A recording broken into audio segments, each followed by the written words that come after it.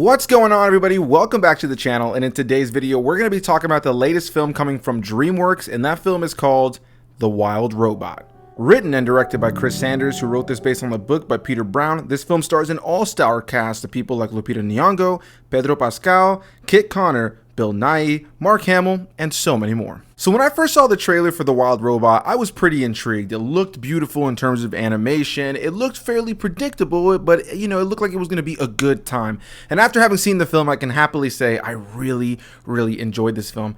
When I saw this film was written and directed by Chris Sanders, I definitely had a smile on my face because he's written and directed films like Lilo and Stitch, as well as How to Train Your Dragon or The Croods, and in Lilo and Stitch plays one of my favorite characters in all of animation, Stitch. And so it was really nice to know that he was at the helm of this film. Like I mentioned a second ago, this is based on a book that I'm not familiar with. It's written by Peter Brown, and so immediately when I watched the trailers for this movie, I was encapsulated by how beautiful the movie looked. The animation here is stunning, and I'll start this off in terms of my review by saying that it was top tier Dreamworks animation. In a lot of ways, it was fairly reminiscent of what we saw just a couple of years prior in Puss in Boots: The Last Wish, where there is this kind of like almost watercolor-esque element to this 3D animation that kind of gives it its own distinct tone. I really like the direction that Dreamworks films are going in terms of animation, and this film is no different. I thought it was absolutely stunning from beginning to end, and for whatever gripes people may have with this film as time goes on, I would be very shocked if animation is at the top of that list in any way, shape, or form.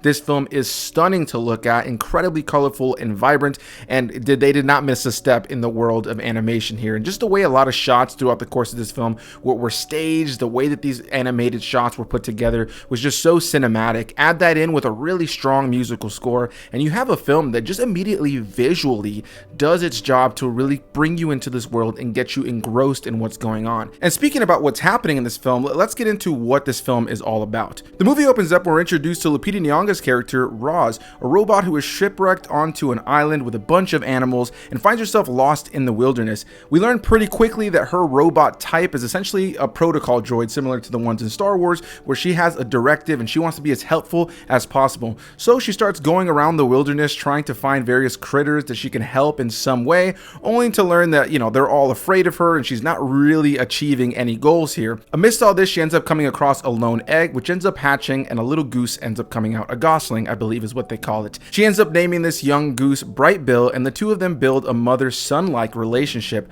Over the course of the film, Lupita Nyong'o's character Roz must learn what it is to be a mother.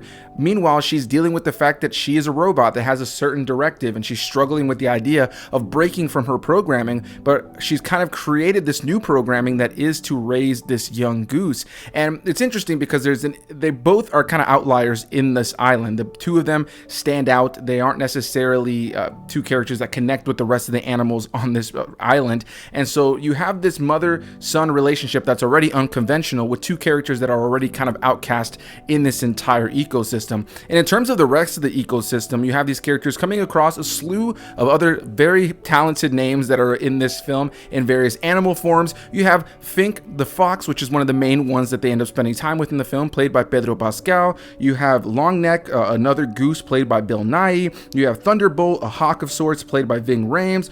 Thorn the bear, played by Mark Hamill, and Pinktail the possum, played by Catherine O'Hara.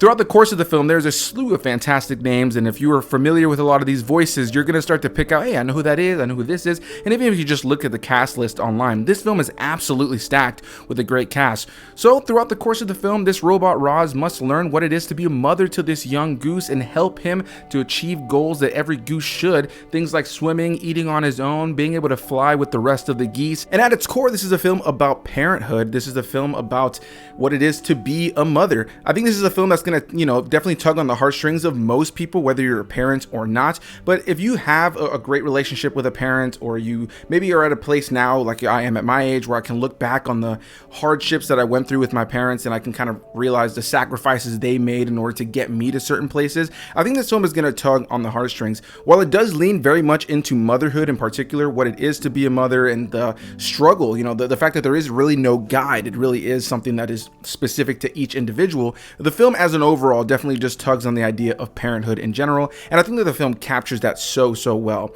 I will say one thing about this film is that if you've seen the marketing and you have an idea of what this film is, it likely is that idea. This film is fairly familiar and predictable. There isn't anything about this that necessarily feels like it's reinventing the wheel, but I honestly think that's okay. Familiar and predictable is okay for me as long as the execution is there. And when it comes down to The Wild Robot, I think this film is a great time. It tugged on my heartstrings, and there were so many moments throughout the course of this film, especially as we got into the latter part of the film, where I found myself actually getting pretty welled up, finding myself feeling emotional, and I was just really engrossed in what was going on. Add in this beautiful, stunning animation that's so colorful and vibrant, a great musical score that really adds to these moments that are emotional, and I just found myself really enjoying this film. It's always a great time when you can watch a film that's not trying to reinvent the wheel, a film that is trying to be exactly what it's marketed and executes on that idea. While I do think there are a couple of things throughout the course of the film that could have been developed a little bit further, a couple of storylines and characters that feel like they're just kind of thrown into the story to get things going, a couple of things that I think could have been cooked out a little bit longer with a bit of a longer runtime,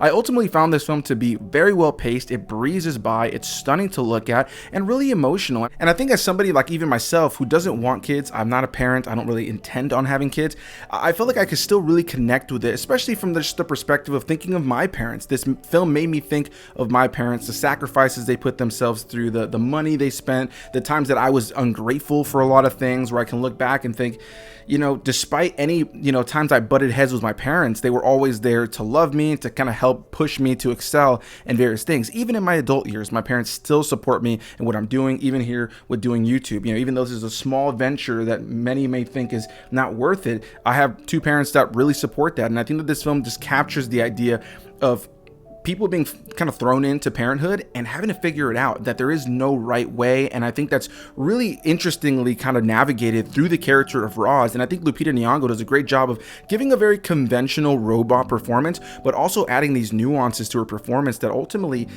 gave the character more humanity as she learned more about those around her, about the wilderness, about nature. And I just genuinely enjoyed what Lupita Nyong'o's journey was like throughout the course of this film. I expected to enjoy this film, but I'm really happy to say that I honestly loved it. I found it to be a great time. I think it's a standout in the world of Dreamworks animations, and I think that a lot of people are going to have a good time with this film. Having seen it with an audience, there was a press row or two that I was a part of because I got to see it a little bit early, but there was also a general audience, people who were able to do kind of a first come, first serve for the screening, and it seemed like most of the people in the theater were really enjoying it. Tons of moments of laughter and moments that were, getting people kind of oohing and awing, some moments that were definitely getting some emotional responses throughout the course of the theater, and I think that it really just speaks to the strength of the moments in this film. This is a film that also has some really strong moments. Again, while I might have some gripes on a couple of things that could have been expanded upon just from a story level, I genuinely feel like this film executes on its vision so well, and really I think it's gonna capture the hearts of a lot of people. One last thing I'll say about this movie too that kind of caught me off guard is, while I do think this film is quite funny and very cute in so many moments, and there's tons of great humor that comes from some of the disconnect of having this robot who doesn't really understand what it is to live a normal life or to be a parent, all of that's great. There's some great moments of humor that are just cute as well. But the film also had some dark humor in there as well. I was surprised by some of the very dark humor that this film had, that had the audience kind of bursting in laughter, because it was one of those things that shouldn't feel like it's in a kid's movie, but it's handled so well that you can just kind of poke fun at it and have a good time. And it never really felt like it was over the top when it came down to its dark humor, but just dark enough that adults might be like, oh my God, I can't believe they put that in here. So yeah, guys, that's going to be my thoughts on The Wild Robot. Overall, a really good time, visually stunning. This is a film I could see myself revisiting in the future if I ever just need a good cry or just want to have a good feel-good animated film. That's what Dreamworks is able to do really, really well when they do the best work. And I think Chris Sanders, having done another Dreamworks film, How to Train Your Dragon, clearly showcases that he understands what these films need. And I think that for the most part, this film is really fulfilling as an animated film, as a heart-tugging film, and as just something for the whole family. So I look forward to hearing various opinions on this one. I'm sure there will be people who disagree with me, and that's okay, but be sure to leave your comments down below. Are you looking forward to checking out The Wild Robot? If you already saw it, did you like it? Did you not like it? Whatever the case may be, leave any and all comments down below, and I'll see you beautiful people in the next one. Bye-bye.